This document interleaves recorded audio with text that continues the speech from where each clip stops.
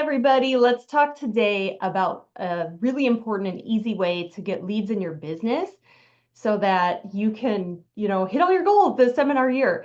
So there's lots of ways to meet women. Obviously, I share a ton of ideas here on my YouTube channel, but one of the ones that's simple, it works anytime, anywhere, any place in the US is putting out lead boxes. Okay, so I'm gonna give you some tips and ins and outs of this.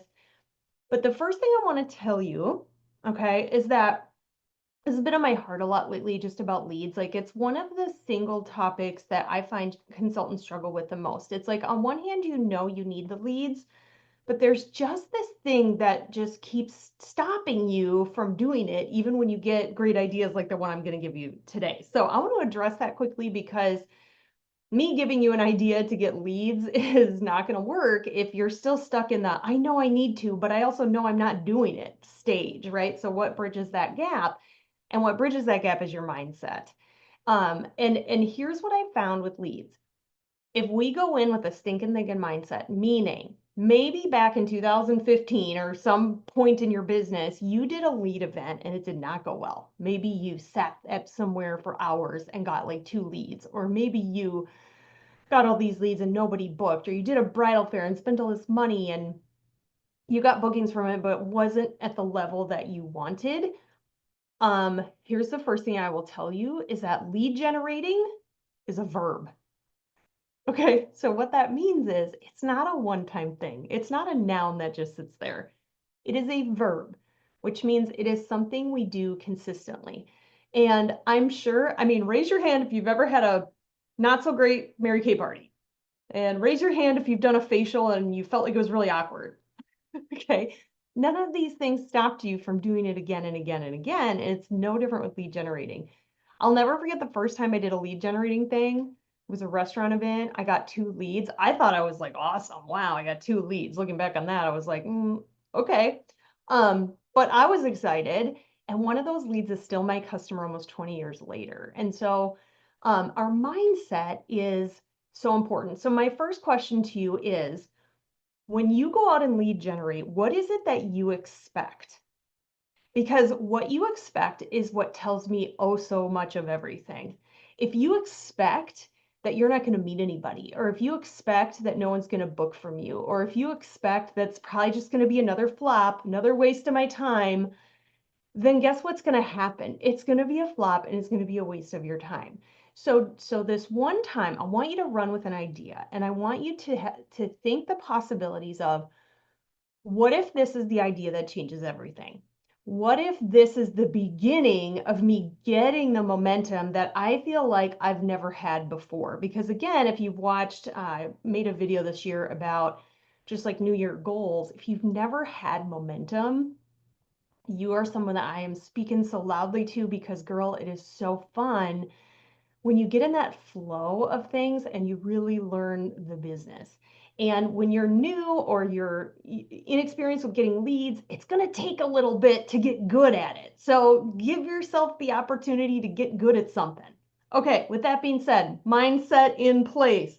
I expect that this is going to work, and I expect that people want to book with me because of the value that I add to their everyday life and their skincare routine and their makeup routine. Okay, we're ready to go. So we are going to talk about lead boxes. Okay, so here is an example of a lead box. So it's a box, like a drawing box that you put out at local businesses that people can fill out a slip and drop or drop a business card in, and then you contact them about getting a free microdermabrasion facial from Mary Kay. Okay, so it's a simple concept, not always executed well. So first thing, okay, because I know there's some of you watching who are like, oh no, I've done lead boxes before. Okay, but that was then and you're different now, right? And I'm gonna tell you the number one reason why your lead boxes didn't work. Okay. Oh, my phone's talking to me. Okay, that was weird. I think it's because anytime I say okay, my phone thinks I'm talking to it. Anyway, the number one reason that your facial boxes do not work, and please hear my heart that I'm saying this with kindness, it's because they weren't cute. Okay, you had an ugly facial box. Okay, so maybe if you still have a bunch, like take a look at it and really think. If I was a business owner, okay, here's how I think about it. If I was a business owner, let's say I owned a nail salon, a dentist office, a chiropractor, a paint your own pottery place, clothing boutiques, nutrition center, all the places that you can put these out at. And I've spent years building up my storefront and my clientele, and I like my front desk to look a certain way or the table or whatever. Would I be proud to have whatever this person is showing me on my front counter? And I'm going to be honest with you, friends, I've eaten at some restaurants and seen some facial boxes put out there, and they are like messy. There's handwriting. You guys, there is no place on a box like this for any kind of handwriting, art. Your art, I'm sorry, like, I'm glad you're an artist, and like, not on the box. Okay, this is a professional. The other thing is professionally printed. So if your printer is kind of stinking on inking, do you know what I'm saying? Like it's not cute and it's putting lines all over it. Use the Mary Kay discount through Office Max, which is ODP. That's what I use to print things, is ODP. It's called. It's through Office Depot or Max or whatever the heck they're calling it these days. I get all my stuff printed there because I want this to look good. Okay, like even this one's my like example one. I don't put this one out because look at this. See how there's a little tear right here? Like this to me is unacceptable. This is not cute. And so if your boxes have been around the block, time to make some new ones because we want pride in these. We want them to look good. We want them to look clean. We don't want them looking messy. We don't want it to look like a kindergartner cut a hole in the top of it. I know you're laughing and I know you hear my heart in this, but I'm serious. Like, this is the number one reason that businesses are not saying yes to you to putting out this box. Also, is your box too big? Is it made out of glass? Because that would break, and I wouldn't want that on my counter if I owned a nutrition center, as an example. Um, are they are they hard to read? Is that, again, we're back to the printing. So, okay, so this is an example of, except with the exception of this little tear, something that would look nice in a business. So I'm gonna tell you where I get these because you can get them really easy on Amazon. Friends, let's just stop DIY cutting holes in things when you can buy ballot boxes like this on Amazon for like next to nothing. Okay, we don't need to DIY hole cutting. It never looks good.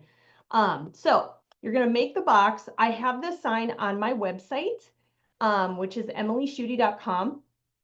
I will also drop it in the comments of my video, just in the description. I'm sorry. I always put things in the descriptions of my videos, so make sure you look there. Okay, so you can print the signs, good printing. Here's what I love about these. The top part comes out. Isn't that awesome? So these are really easy to make and they're easy to store because this doesn't, well, with the exception of mine. See, this is a bad example. I should not even be showing you this because you're gonna see this tear and then think that that's okay, is not okay. Okay, I think we've been through that enough. So you want to have the sign. You also want to have, so what this is, you know how we get right now, when you order a satin lip set, you get a cello bag. So all I do to make this little holder is I take one of those cello bags, cut the top off, two-sided tape it onto here, and then I stick a pen in, and then I have these drawing slips that they can fill out, and it's about enter to win and what kind of beauty session, blah blah blah. So that's the front of it, no handwritten things on it. Okay, and then on the back, okay, on the back I have my business card, front and back. Mine's a two-sided business card, so I put two of them on here technically, so that if anyone looks at the back and wonders who I am, they see my picture, they see the front of my card. There's a little scan code where they can, get a sample pack for me if, anyone's looking, and or so that the owner of the business knows how to get a hold of me in the event that they don't want this at their business anymore. Okay, so this, I know I kind of talked a lot about just making the box. These do not take long to make. That is the next thing. I find consultants get really wrapped up in the arts and crafts part and they make all the boxes, but then they don't put the boxes out. Okay, so like, you're committing to making the boxes and putting them out. Okay, I know you can do this. It's gonna be really exciting. Now, friends, I just want to speak to that for a second. if you're even going to think about doing this idea, the minimum, like don't even bother doing this idea. If you're doing less than this, like don't even bother. I'm telling you, you got to listen to me on this one thing, minimum of 10. Because out of 10 boxes that you put out, this is what's going to happen. Out of 10, 4 of them are going to get thrown away or the owner just can't find it. Okay, so now we're down to 6. That is normal, friends. Like, just so you know, that's why, again, I don't spend a lot on the boxes. I know Mary Kay sells some like more permanent ones, but again, they're heavy. They're, it's kind of devastating if someone were to throw it away. These are like not expensive at all. Okay, not devastated. There's also some heft to them so that they, sit on a counter. So 4 of them are going to get tossed. 3 of them are going to have 2 leads in it. 2 of them will have like 5 leads, 6 leads. I mean, if you have more than 5 leads in one of these things, it's like a good box. And then some are going to have like someone stuck a coupon to some other business in there. I mean, like it's just random, right? So you've got to give the numbers a chance to work. So 10 is the minimum. Friends, if you're going for big goals, like you're trying to earn your first car as a sales director, or you are a consultant wanting to be a sales director, get into your red jacket, I'm going to throw out a number and you're going to throw up a little bit, 30 to 40. Just do it. Just don't. I know it sounds like so much.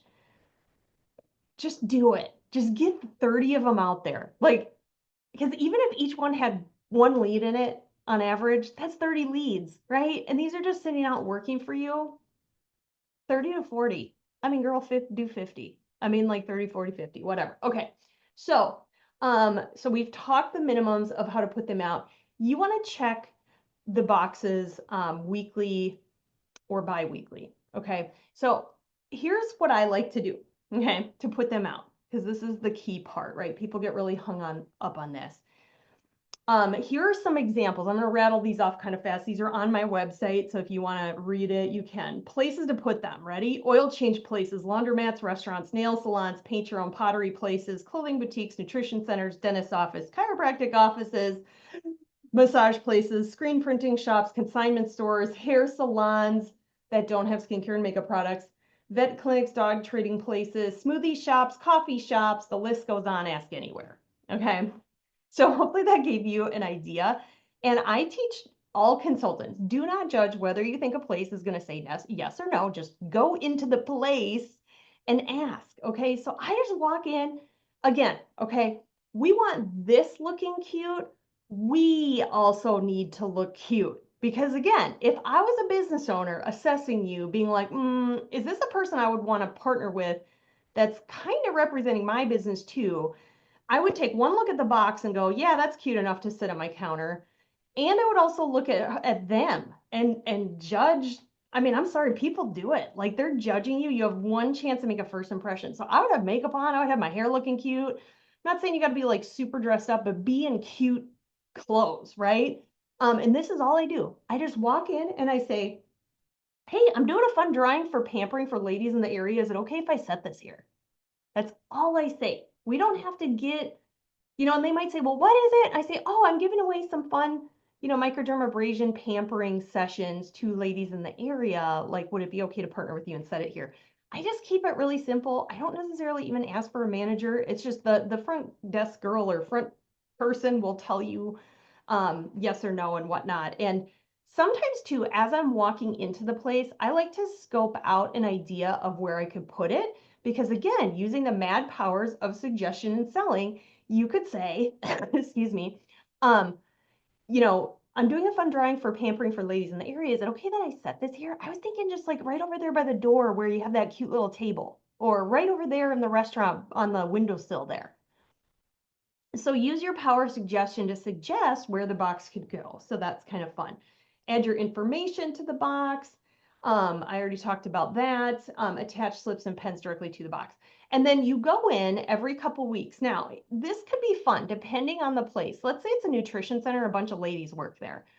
You go in and I tell them, I'm going to be in every week or 2 weeks just to check the box if that's okay with you. And if you get sick of it being here, just know that if they say yes, you kind of inform them, like my info's on the back. If it's not something you want to keep doing, no hard feelings, just give me a call and let me know. But when I go in to check the boxes, I just open up the top, pull the leads out, and I bring in little goodies. If there's a bunch of ladies working there, I say, oh my gosh, I'm just, checking my box. And I always love bringing treats and goodies. And I just bring some treats and goodies for the people there. They're going to be excited to have you come and check the drawing box, right? So that's really great. So these boxes are called ballot boxes. I will put the link in the description so that you have all the supplies that you need.